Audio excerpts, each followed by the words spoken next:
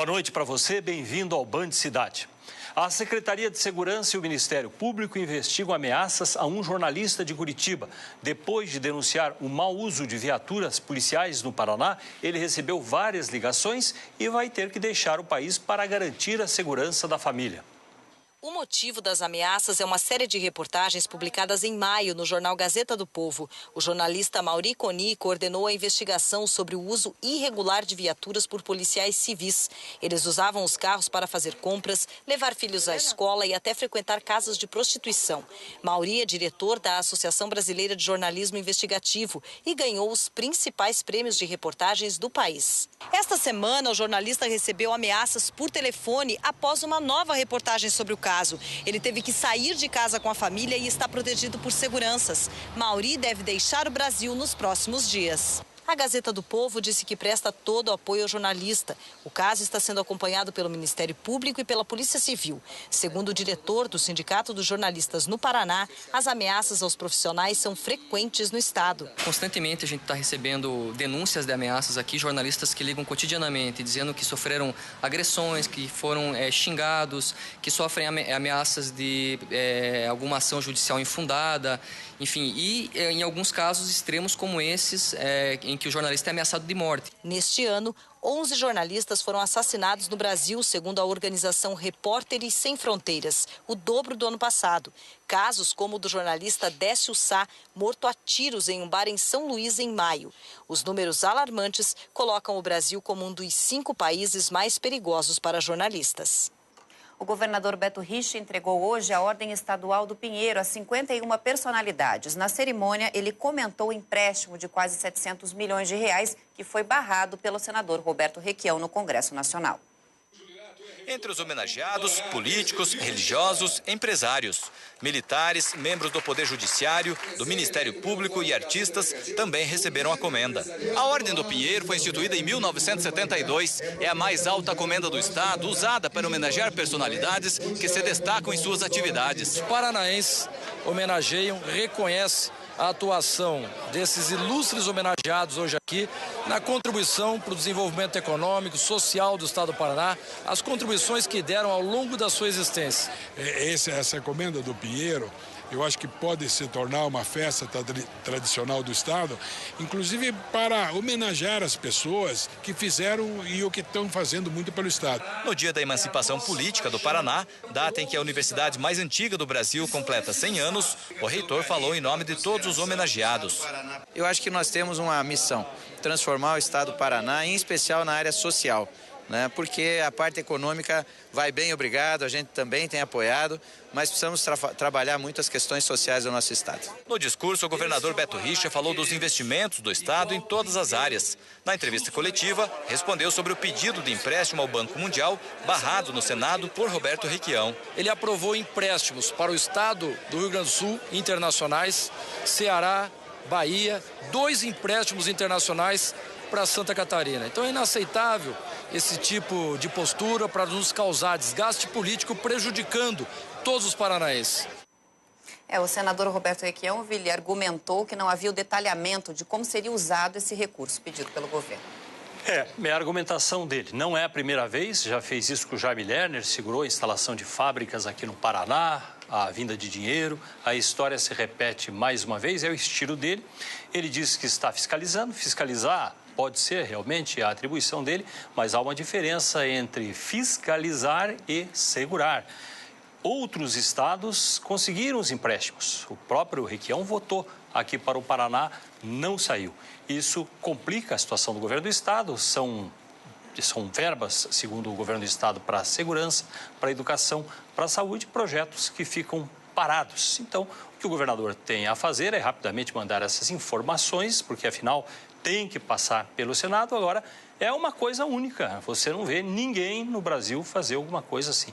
Alguém, representante, que vai para lá, é votado e que segura na hora que vem o dinheiro justamente para atender a população do estado. Realmente é uma coisa diferente, única. O aumento dos combustíveis fez Curitiba registrar a maior inflação do país entre novembro e dezembro. A prévia do Índice de Preços ao Consumidor Amplo, IPCA, foi de 1,15%. A média nacional do período foi de 0,7%. Curitiba ficou com a maior variação entre as 11 capitais pesquisadas. É que a gasolina subiu mais de 8% no período e o etanol mais de 5%. 2 jovens foram presos por oferecer propina a um policial militar. Eles queriam liberar um amigo que estava com uma pistola, mas não tinha autorização para o porte de armas. É o segundo caso de tentativa de suborno divulgado nesta semana na região metropolitana de Curitiba. Os 2 rapazes ofereceram R$4.000 para evitar que o amigo fosse preso. O jovem estava com uma pistola de fabricação israelense e não tinha autorização para andar armado. Os policiais militares descobriram a arma ilegal em uma fiscalização de rotina. Logo depois de prender o suspeito, eles receberam a ligação do irmão e amigo do acusado oferecendo a propina. Os PMs marcaram com os jovens em um local, supostamente para receber o dinheiro, e prenderam os 2 em flagrante. Então eu falei para ele que viesse até o nosso encontro com o dinheiro. Quando chegou foi dado voz de prisão por corrupção ativa e a única coisa que ele pegou foi a algema no pulso e o camurão. Está todo mundo no SIAC apresentando para o delegado. E nesta semana um motorista embriagado também ofereceu propina para um policial rodoviário e acabou preso. Oferecer dinheiro para se livrar de uma multa ou da cadeia é crime de corrupção e se o policial ou servidor aceita, também é punido. A polícia para o motorista na rodovia e o teste do bafômetro não deixa dúvidas. Está embriagado. Como se isso não bastasse, para se livrar das complicações legais, tenta subornar o policial rodoviário. De manhã, se eu não passar até as 9 horas da manhã, eu passo 6 horas da tarde. Tá, e aí o senhor me ofereceu então R$100, né? É, R$100. Mas o senhor está autorizado? Eu tô. Tá? Eu tomei 3 gelados, sozinho. Porque eu deixei o pessoal no casamento e fiquei esperando eles. E o senhor não tem habilitação também? Não. Ele me chamou num canto, assim, para fora do posto, para me fazer uma proposta de liberá-lo mediante pagamento. Já seria preso por estar dirigindo embriagado, mas ele foi preso também pelo crime de corrupção ativa. Esse é um dos muitos casos registrados pela polícia no dia a dia. E nessa época do ano em que aumenta o fluxo de veículos nas rodovias, a tendência é que aumente os casos de tentativas de suborno e de suborno, crime tipificado no Código Penal, que prevê uma pena de 2 a 12 anos. Tem que se criar uma consciência, não só no motorista, mas em todos. O próprio pai que chega pro filho, e o filho está chorando e fala, se você parar de chorar, eu vou te dar uma bicicleta. O pai já está ensinando ao filho que se ele levar uma vantagem, ele vai colaborar de alguma forma. Essa consciência que nós temos que acabar no Brasil.